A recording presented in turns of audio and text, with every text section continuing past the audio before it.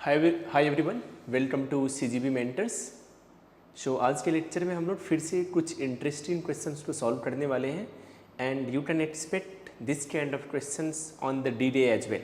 So let us look at question number 1। क्या दिया हुआ?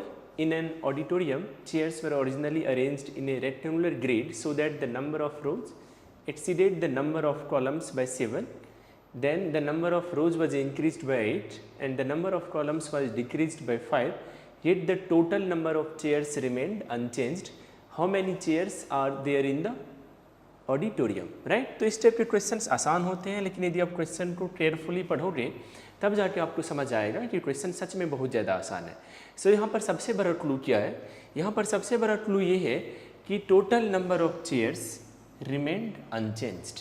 राइट। चेयर्स को क्या है? रेक्टेंगुलर ग्रिड में अरेंज किया गया है जिसमें number of rows exceeded the number of columns by 7। So क्या हम लोग ये कर सकते हैं, कैन वी अज्यूम कि नंबर ऑफ कॉलम्स जो हैं वो x है। लेट अस अज्यूम कि नंबर ऑफ कॉलम्स क्या है? x है।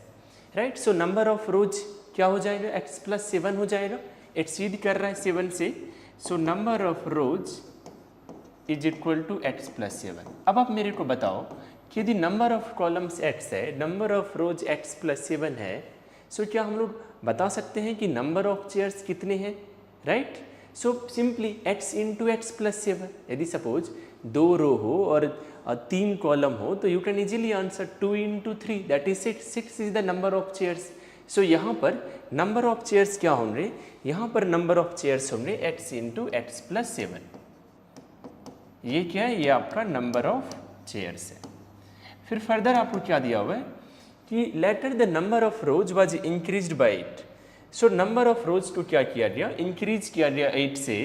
सो बाद में नंबर ऑफ रोज क्या हो जाएगा? आप 8 से इंक्रीज कर रहे हो, so x plus 7 plus 8, so that is equal to x plus 15 and the number of columns was decreased by 5। So number of columns को क्या किया गया? डिक्रीज किया गया 5 से। So you can answer number of columns क्या होगा? x minus 5 होगा। अब यदि मैं आपसे पूछूं कि अब आप मेरे को बताओ कि नंबर ऑफ चेयर्स क्या होगा when the number of rows is x plus 15 and number of columns is x minus 5। Again आप क्या करोगे? x प्लस 15 को मल्टीप्लाई कर दोगे x माइनस 5 से। सो नंबर ऑफ चेयर्स क्या होगा? Number of chairs is equal to x plus 15 into x minus 5। अभी तक आपने सब डेटा का यूज किया है, बस ये जो दिया हुआ है इसका आपने नहीं यूज किया है। Total number of chairs remained unchanged. So what does it mean कि ये जो टोटल नंबर ऑफ चेयर्स है means x into x plus 7 और ये जो टोटल नंबर ऑफ चेयर्स है x plus 15 into x minus 5, ये क्या है? इक्वल है। सो बेसिकली यदि आप इन दोनों वैल्यू को इक्वेट करोगे तो शायद x में आपको इक्वेशन मिलेगा and once you are able to find the value of x, आपसे क्या पूछा जा रहा है? आपसे पूछा जा रहा है how many chairs are there in the auditorium. So उसके बाद आप x into x plus 7 find out करना चाहो या x plus 15 into x minus 5 find out करना चाहो, you can easily find. Okay. So क्या करना होगा आपको? आपको सिंपली इन दोनों ये जो x इंटू एक्स प्लस 7 है इसे इक्वेट करना होगा किसके साथ? x plus 15 into x minus 5 के साथ। So basically x into x plus 7 क्या होगा? x को आप x के साथ मल्टीप्लाई करोगे सो एक्स स्क्वायर, x को 7 के साथ आप मल्टीप्लाई करोगे सो 7x। देन देखो अब आपको ना थोड़ा सा यहाँ पर ये मल्टीप्लीकेशन सब आना चाहिए x प्लस 15 और x माइनस 5 का। आप जैसे चाहो तो सिंपली भी कर सकते हो, पहले आप x को x के साथ मल्टीप्लाई करोगे, फिर आप x को माइनस 5 के साथ करोगे, फिर आप प्लस 15 को x के साथ करोगे, फिर आप प्लस 15 को माइनस 5 के साथ करोगे। वो मैं नहीं कर रहा हूँ, मैं डायरेक्ट लिख दे रहा हूँ, वो आप खुद से ही कर सकते हो। ओके। सो क्या आ जाएगा? जब आप मल्टीप्लाई करोगे एक्स स्क्वायर प्लस 10x, जब आप नॉर्मली मल्टीप्लाई करोगे उसके बाद यदि आप सिंप्लीफाई करोगे तो क्या मिलेगा आपको? X square plus 10x minus 75। Okay. आप देखो इक्वेशन में इक्वल टू के दोनों साइड एक्स स्क्वायर है तो आप उसे कैंसिल कर सकते हो। So x square and x square will cancel each other. Then 7x minus 10x equal to minus 75, so minus 3x that is equal to minus 75. So x equal to 75 by 3 that is equal to 25. Now we have access to the value of x. आपसे क्या पूछा जा रहा है, आपसे number of chairs पूछा जा रहा है। सो आप एक्स का value x into x plus 7 में पुट करो या x का वैल्यू आप x plus 15 into x minus 5 में पुट करो, आंसर आपका सेम ही आने वाला है क्योंकि number of chairs remain unchanged. Okay, so चलो आप यहाँ पुट कर दो। सो x की वैल्यू क्या है 25 प्लस 7 इक्वल टू 32। अब 25 इंटू 32 करोगे तो that is equal to 800। 25 into 3 क्या होता है 75। 25 इंटू 30 क्या होता है 750। 750 plus 25 into 2 that is 50। So 750 plus 50 that is equal to 800। So the answer is option B. Option B is the correct answer. सो आप देख सकते हो कि क्वेश्चंस को पढ़ने से शायद आपको लगे कि शायद मे भी कुछ और आना चाहिए, लेकिन ऐसा नहीं। आप यदि सिंपली इंटरप्रेट कर लो तो you will be able to solve this question. Quantity 1 quantity 2 वाले क्वेश्चंस भी पूछे जाते हैं यूपीएससी सीसैट एग्जाम में, राइट। और टाइम एंड वर्क से रिलेटेड ही है, ये काफ़ी इंटरेस्टिंग सा क्वेश्चन है। सो ऑब्वियसली मैंने कई बार कहा है कि टाइम एंड वर्क के क्वेश्चंस को सॉल्व करने के लिए बहुत सारे मेथड होते हैं, तो it all depends on you कि आप किस मेथड में ज़्यादा कंफर्टेबल हो। So let us look at this question. क्या दिया हुआ है, in a workshop the ratio of the efficiencies of a painter to a helper is 5:2। A team of 3 painters and 4 helpers together can finish painting a mural in 10 days। Okay, so basically क्या दिया हुआ है, ये जो आपको data यहाँ तक दिया हुआ है यूनिवर्सल डेटा है। What do I mean by universal data, कि इस डेटा का आप स्टेटमेंट 1 में तो यूज कर ही सकते हो, स्टेटमेंट 2 में भी आप यूज कर सकते हो, राइट, क्योंकि ये दोनों जगह अप्लीकेबल है। ओके, भले ही सॉरी ये डेटा सफिशिएंसी से रिलेटेड नहीं है, यहाँ पर ये क्वांटिटी 1 क्वांटिटी 2 से रिलेटेड है। ओके, सो बेसिकली ये क्वांटिटी 1 क्वांटिटी 2 और उसमें टाइम एंड वर्क के कॉन्सेप्ट से रिलेटेड है। क्या दिया हुआ है, एफिशिएंसी का रेशियो क्या है पेंटर और हेल्पर का 5:2 है। तो क्या यहाँ से भी मैं ये कहूँ कि यदि आप ये अज्यूम करते हो कि पेंटर एक दिन में 5 यूनिट्स वर्क कर रहा है, राइट, आप ये अज्यूम कर रहे हो कि पेंटर 1 डे में कितना काम कर रहा है 5 यूनिट्स कर रहा है, और पेंटर और हेल्पर का रेशियो क्या है एफिशिएंसी का 5:2 है। सो आप इजीली कह सकते हो कि हेल्पर क्या करेगा उस केस में, हेल्पर करेगा 2 units work per day. Okay, और क्या दिया हुआ है, a team of 3 painters and 4 helpers together can finish painting a mural in 10 days। So basically यदि आप यहाँ से और फर्दर इंटरप्रेट करो तो there are 3 painters. Okay, so there are 3 painters. अब आप मेरे को बताओ यदि 1 पेंटर यदि 1 डे में 5 यूनिट्स वर्क कर रहा है, मीन्स 3 पेंटर कितना करेगा 3 into 5 that is 15 units work per day, right. 1 painter कर रहा है 5 यूनिट्स, तो 3 painters 15 units work per day, लेकिन कितना डे मीन्स 10 डेज, राइट। सो आप देखो 3 पेंटर्स कर रहा है कितने डेज के लिए काम, तो 10 डेज के लिए।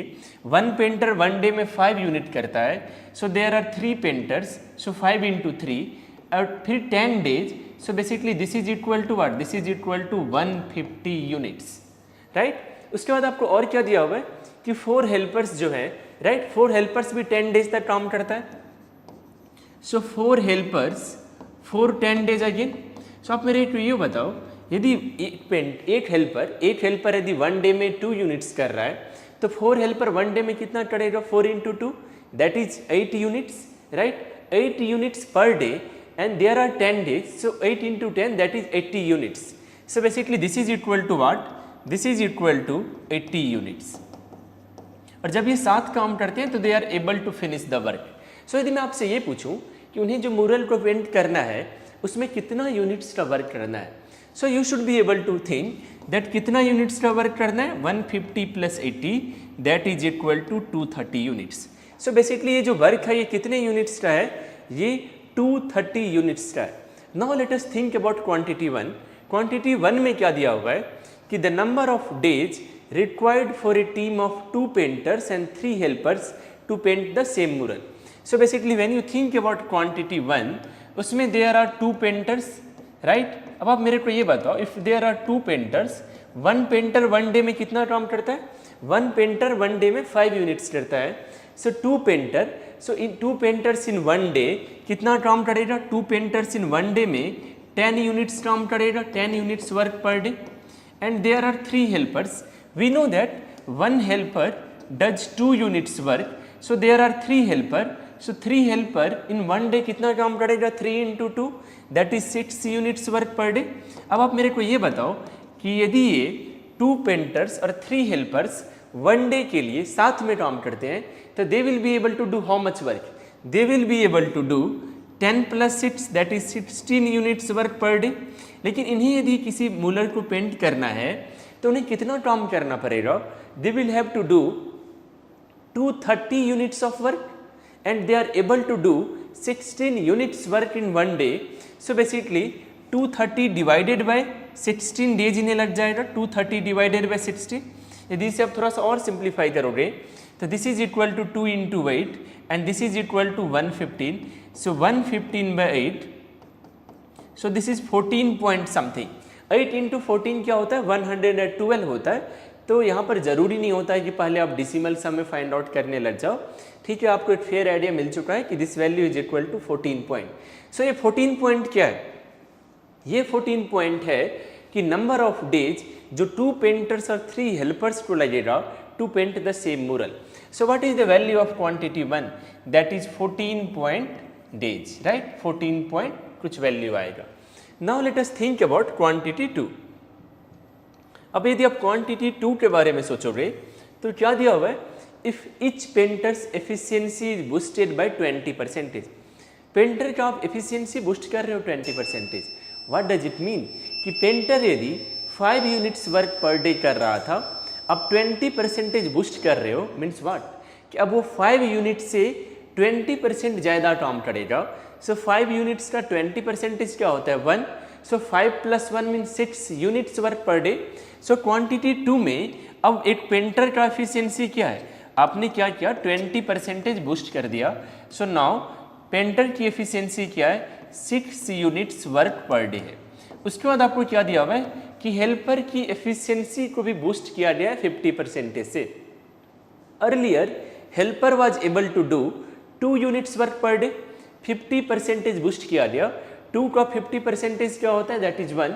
सो 2 + 1 दैट इज 3। सो बेसिकली अब जो हेल्पर है, helper will do how much work, 3 units work per day.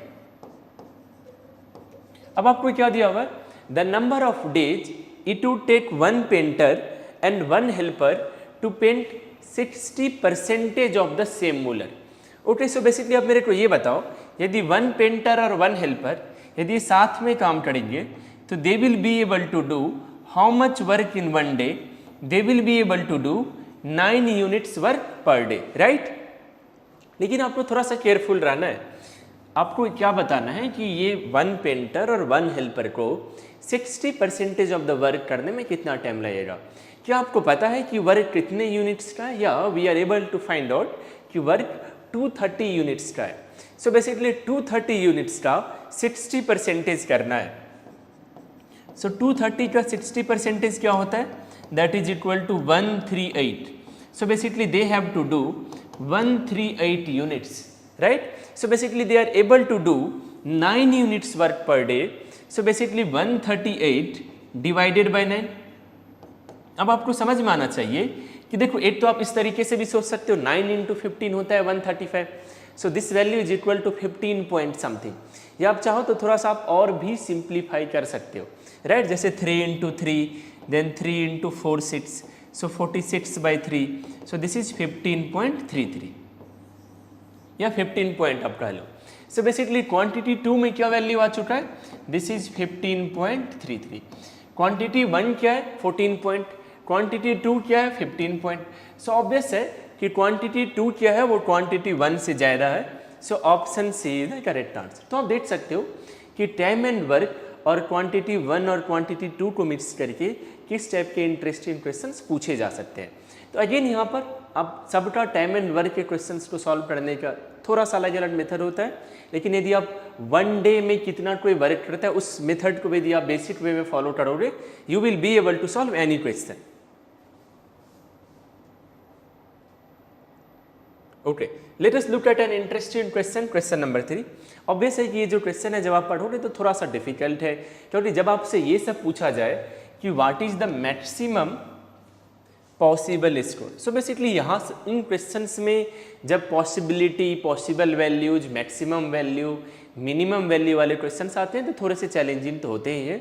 और यदि आपका साइंस बैकग्राउंड नहीं हो या आपने बहुत ज़्यादा एफर्ट्स नहीं डाला है for quant and logical quant, तो फिर आपको जो है सो बहुत ज़्यादा, उस केस में आपको बिगिनिंग में इन क्वेश्चंस को तो एटलीस्ट नहीं करना चाहिए, राइट। बट फिर भी मैं क्यों इन क्वेश्चंस को डिस्कस कर रहा हूँ, ताकि आपका एटलीस्ट थोड़ा सा बेसिक्स और बेटर वे में डेवलप हो जाए, ताकि you can deal with any question. So basically क्या दिया हुआ है, in an exam 100 candidates appeared and the average score was 60.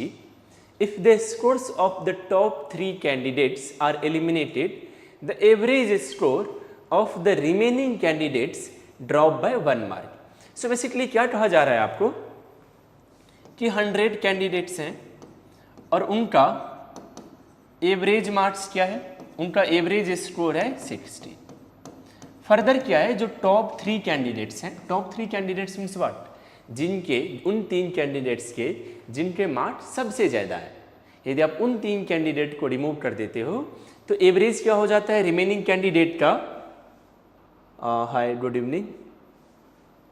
So basically यदि आप उन 3 स्टूडेंट्स को रिमूव कर देते हो सो क्या हो जाता है, number of candidates that is 97।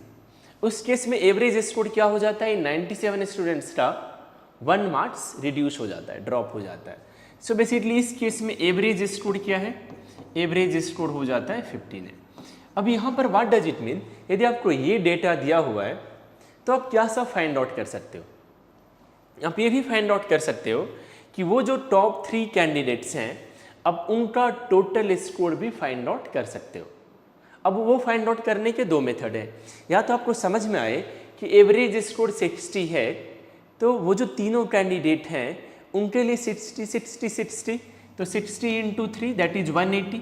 उसके बाद उनके जाने से 1 मार्क्स सबका रिड्यूस हुआ है, राइट। मीन्स उनके रहने से ये सब, इन सब का एवरेज स्कोर 60 हो रहा था, राइट। तो सबका लेकिन 1 मार्क्स रिड्यूस हुआ है एंड टोटल 97 कैंडिडेट्स हैं।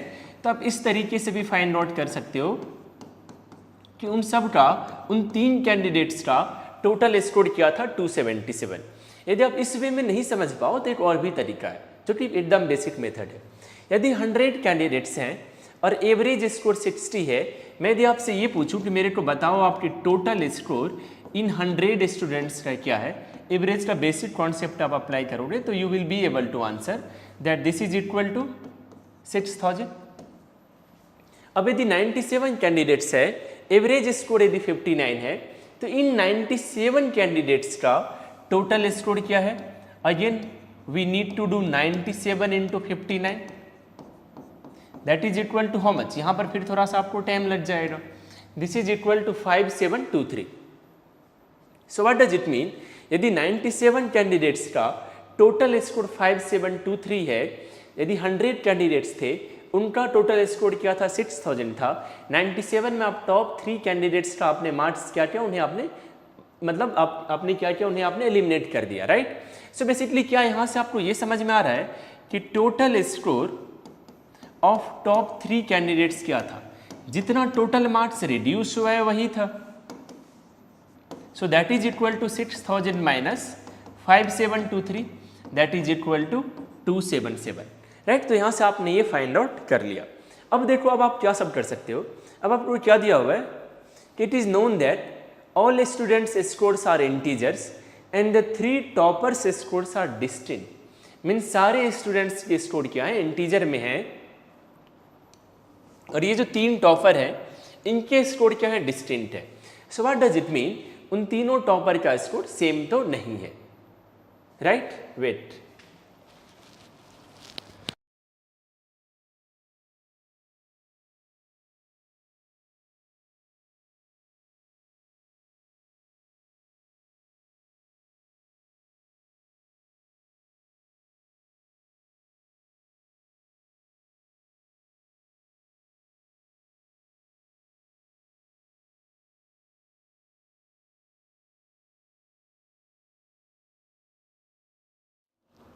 हाँ। सो बेसिकली यदि मैं ये एज्यूम करूं कि ये जो टॉप 3 कैंडिडेट्स हैं उनमें से जो टॉपर है उनका स्कोर है A, उसके बाद वाला जो स्टूडेंट है उसका स्कोर है बी, और उसके बाद जो स्टूडेंट है उसका स्कोर है सी। तीनों टॉपर के अलग अलग मार्क्स हैं। सो जो टॉपर है जिसका हाईएस्ट है उसका मार्क्स है ए, जो सेकंड हाईएस्ट है उसका मार्क्स है बी, जो थर्ड हाईएस्ट है उसका मार्क्स है c. So basically can we write a plus b plus c equal to 277। अब आपको क्या दिया हुआ है, if the second highest score exceeds 90। क्या है second highest score, that is b. So basically b is greater than 90, लेकिन आपको एक डेटा और भी दिया हुआ है, all students scores are integers. So basically B का मार्क्स, बी का वैल्यू 90 से ज़्यादा है, तो 91, 92, 93 एंड सो ऑन, राइट। और आपको क्या दिया हुआ है कि if the second highest score exceeds 90, what is the maximum possible score of the third highest candidate. So third highest candidates का मार्क्स क्या सी है। सो आपको सी का मैक्सिमम पॉसिबल स्कोर बताना है। अब जरा सोचो आपके पास क्या दिया हुआ है, a plus b plus c equal to 277। आपको सी को मैक्सिमाइज करना है। कंडीशन क्या है, तीनों का सम 277 होना चाहिए, बी लेकिन 90 से ज़्यादा होना चाहिए। तो चलो हम लोग एक काम कर सकते हैं क्या, कि बी को यदि हम लोग 91 मान ले, क्योंकि 90 से ज़्यादा होना चाहिए और इंटीजर होना चाहिए, तो अब हम लोग क्या कर रहे हैं कि बी को थोड़ा सा ही बड़ा बना रहे हैं, ए को जस्ट उससे बड़ा बना रहे हैं, ताकि सी को हम मैक्सिमाइज कर पाएँ। सो बी को यदि आप 91 मान रहे हो, ए को यदि आप 92 मान रहे हो, सो सी का वैल्यू क्या होना चाहिए। अब देखो 92 प्लस 91 क्या होता है, 183 होता है। सो 183 तो प्लस 17 77, सो 94। सो उस केस में सी का वैल्यू क्या हो जाएगा, 94 हो जाएगा। अब आप मेरे को बताओ कि यदि सी का वैल्यू 94 हो गया, यदि आपने ये अज्यूम किया है कि बी 91 है, ए 92 है, तो सी 94 हो गया, क्या सी 94 हो सकता है? सी 94 नहीं हो सकता है, क्योंकि यदि सी 94 हो गया तब तो सी हाईएस्ट हो गया, राइट, जो फिजिबल नहीं है। So what does it mean कि ये केस तो आप एक्सेप्ट नहीं कर सकते। अब आप दूसरे केस में बी को 92 मान लो और आप ए को 93 मान लो, ओके। सो ए प्लस बी क्या हो जाएगा, 93 प्लस 92 इज 185। सो उसके बाद में आप देखो 185 प्लस 92 करोगे तब जा करके 277 आएगा। लेकिन आपको क्या दिया हुआ है, and the three toppers scores are distinct, means A B C का वैल्यू इक्वल नहीं है। So what does it mean, यदि ए बी सी का वैल्यू इक्वल नहीं है, सो बेसिकली सी कभी भी बी के इक्वल तो नहीं हो सकता। तो यहाँ पर तो 92 और 92 हो रहा है, जो कि नहीं फिजिबल है। अब यदि आप नेक्स्ट केस में सोचोगे, इफ दिस इज 93, बी को आप धीरे धीरे इंक्रीज करते जा रहे हो, क्या कंडीशन है, B is greater than 90।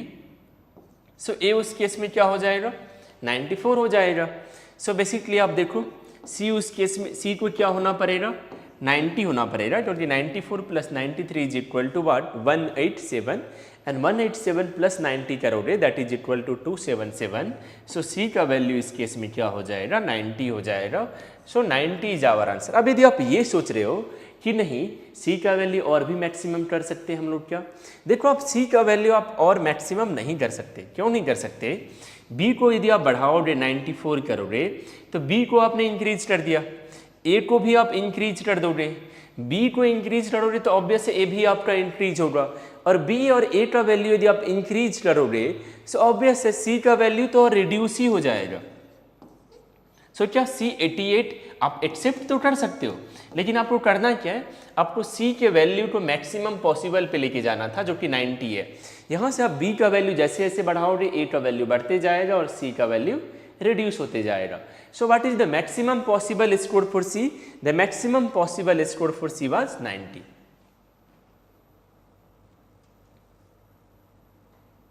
Okay, let us look at question number 4। क्या दिया हुआ है, in a survey of 180 countries 100 have a land force, 90 have an air wing and 80 have a naval fleet. Furthermore, फिर आपको कुछ और भी डेटा दिया हुआ है। तो बेसिकली ये डेटा, ये क्वेश्चन किससे रिलेटेड है, वेन डायग्राम से रिलेटेड है। तो आपको एक वेन डायग्राम क्लियरली क्रिएट करना होगा। So suppose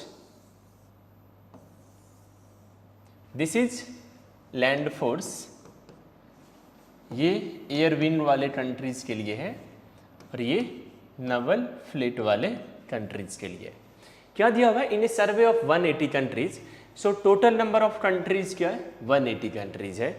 100 have a land force, so land force वाले कंट्रीज कितने 100 हैं। 90 have an air wing, so 90 have an air wing. और क्या दिया हुआ 80 have a naval fleet, so 80 have a naval fleet. Okay, अब आप देखो अब इस टाइप के क्वेश्चंस में क्या होता है कि आपको आई होप कि समझ में आ रहा होगा कि ये वाला जो पार्ट है यहाँ पर जो नंबर ऑफ कंट्रीज आएगा, व्हाट डज इट मीन कि those countries have land force, air wing and Naval fleet. लेकिन ये वाला part these countries have land force and air wing. इसी टाइप से आप बाकी पार्ट्स के लिए भी आपको समझ में आना चाहिए। यदि आप सिर्फ इस वाले पार्ट पे फोकस करोगे, इन तीनों पार्ट को छोड़ के, means these countries have only land force, right, these countries have only air wing, these countries have only Naval fleet, right. So basically अब आपको सबसे पहले किस पर फोकस करना चाहिए कि क्या आपके पास ये डेटा है कि how many countries have all 3 forces, right. सबसे पहले आपको ये जो सेंट्रल वाला वैल्यू होता है उसे फिक्स करने का ट्राई करना चाहिए, उसे अज्यूम करना चाहिए। क्या दिया हुआ है 30 countries have all 3 forces, so basically 30 countries have all 3 forces. उसके बाद आप किसी भी स्टेटमेंट पर जा सकते हो, जैसे फर्स्ट वन पे चले जाओ। 55 countries have both a land force and an air wing, so क्या दिया हुआ है लैंड फोर्स और एयर विंग में कितने कंट्रीज हैं, 55 कंट्रीज हैं जिनके पास दोनों है, और लैंड फोर्स और एयर विंग वाले यही कंट्रीज हैं। टोटल क्या है 55 है, लेकिन 30 कंट्रीज तो ऑलरेडी यहाँ पर दिख रहा है। So what does it mean, यहाँ पर कितना आएगा 25 आएगा। यदि आप नेक्स्ट स्टेटमेंट को पढ़ोगे, क्या दिया हुआ है 45 countries have both an air wing and a naval fleet, so 45, okay 45 क्या है, एयर विंग है और नवल फ्लीट है। देखो 30 तो यहाँ पर है, इन सारे कंट्रीज का नंबर का सम क्या होना चाहिए 45 होना चाहिए, so this is equal to 50, okay. Further यदि आप पढ़ोगे तो क्या दिया हुआ है 50 कंट्रीज है both a land force and a naval fleet, so ये है आपका लैंड फोर्स, ये है आपका नवल फ्लीट। सो बेसिकली ये नंबर ऑफ कंट्रीज बताएगा आपको जिनके पास लैंड फोर्स और नवल फ्लीट दोनों है, और उसका नंबर क्या है 50 है। सो 30 + 20 इज इक्वल टू 50, ओके। अब यदि आप देखो अभी भी कुछ और डेटा है जो आपको फील करना होगा। क्या दिया हुआ है कि 100 countries have land force, so basically 25 + 30 is 55, 55 + 20 is 75, 75 + 25 is 100, तभी जा करके तो ये हो पाएगा ना 100 countries have land force, 90 countries have air wing, so 25 + 15 is 40, 40 + 30 is 70, so 20 countries have air wing. और आपको क्या दिया हुआ है नवल फ्लीट वाले कंट्रीज कितने 80 है, सो 20 + 30 is 50, 50 + 15 is 65, 65 + 15 is 80। So basically अब आपका वेन डायग्राम क्या हो चुका है, कंप्लीट हो चुका है। सो बेसिकली आपसे क्या पूछा जा रहा है, we have to answer how many countries have none of these 3 forces. So basically अब आपको करना क्या है, वी नो दैट हम लोग सर्वे कितने कंट्रीज के लिए कर रहे हैं 180 कंट्रीज के लिए कर रहे हैं। सो सारे नंबर ऑफ कंट्रीज को फाइंड आउट कर लेना है, फिर सब्सट्रैक्ट कर देना है, जो नंबर आएगा वो उन कंट्रीज का नंबर है जिनके पास इनमें से कोई सा भी फोर्स नहीं है। देखो आपको इन वैल्यूज को क्या करना है, ऐड करना है। आपको ये तो समझ में आ रहा होगा, इन सब को आप ऐड करोगे तो 100 हो जाएगा। वैसे आप चाहो तो अलग अलग भी कर सकते हो, लेकिन लैंड फोर्स में 100 है तो क्या ये आप इस टाइप से ऐड करोगे। 25 + 25 इज 50, 50 + 30 इज 80, 80 + 20 इज 100। सो इन सारे वैल्यूज का सम क्या है 100 है। सो 100 + 15 is 115, 115 + 15 is 130, + 20 is 150। So basically in Venn diagram में कितने कंट्रीज हैं 150 कंट्रीज हैं, लेकिन आपने सर्वे कितने कंट्रीज के लिए किया है 180 के लिए किया है। So 180 - 150 that is equal to 30। So 30 is the number of countries that have none of these forces, these 3 forces. Okay, ये जो क्वेश्चन नंबर 5 है ये बहुत ही ज़्यादा आसान क्वेश्चन है। कभी कभी यूपीएससी सीसेट में बहुत ज़्यादा आसान क्वेश्चंस भी पूछ लिए जाते हैं। सो बेसिकली क्या दिया हुआ है, in a publishing project 2 writers C and D must between them draft a 150 page novel. So basically एक नोवेल है जिसमें नंबर ऑफ पेजेज है 1050, उन्हें ड्राफ्ट करना है। क्या दिया हुआ है, C begins at page 1 and writes forward at 30 pages per day. So basically C is doing how many pages per day, C is doing 30 pages per day. D जो है लास्ट पेज से शुरू करता है 1050 से, और डी क्या कर रहा है, D writes backward at 20 pages per day. So tell me D one day में कितना कर रहा है, 20 पेजेस कर रहा है। सो बेसिकली ये दोनों मिल करके वन डे में कितना पेजेस कर रहे हैं, 50 पेजेस कर रहे हैं, right. They work simultaneously every day starting on May 1। So basically May 1 से they have started to work, right. So basically number of pages कितने हैं नॉवेल में, 1050, and in one day they are able to do 50 pages. So कितना days लग जाएगा उन्हें, if you try to simplify this is equal to 21। So basically उन्हें 21 days लग जाएगा, लेकिन वो लोग साथ में काम कर रहे हैं, हर डे काम कर रहे हैं। सो बेसिकली उनसे क्या पूछा जा रहा है, on what day will they finish the novel, right. So basically कौन से डे को नॉवेल फिनिश हो जाएगा, सारा वर्क डन हो जाएगा। अब देखो 21 डेज में डन हो जाएगा, फर्स्ट में से they have started to work. So 21 में को क्या हो जाएगा, ये नोबेल वाला टर्म फिनिश हो जाएगा। So option C is the correct answer. सो आप देख सकते हो कि किस टाइप के इंटरेस्टिंग क्वेश्चंस हम लोग जो है इस सीरीज में लेकर के आ रहे हैं। And if you really follow these lectures religiously, trust में डी डे को आपको बहुत ज़्यादा फ़ायदा होने वाला है इन चीज़ों से, क्योंकि इन क्वेश्चंस को जैसा कि मैं बार बार कह रहा हूँ, पास्ट ईयर पेपर्स को ही ध्यान में रखते हुए डिज़ाइन किया गया है, ताकि जब आप इन क्वेश्चंस को सॉल्व करो, इन्हें अप्रोच करने का राइट वे समझो, तो आपको जो है सो उससे आप डी डे को भी इजीली आप टैकल कर पाओ।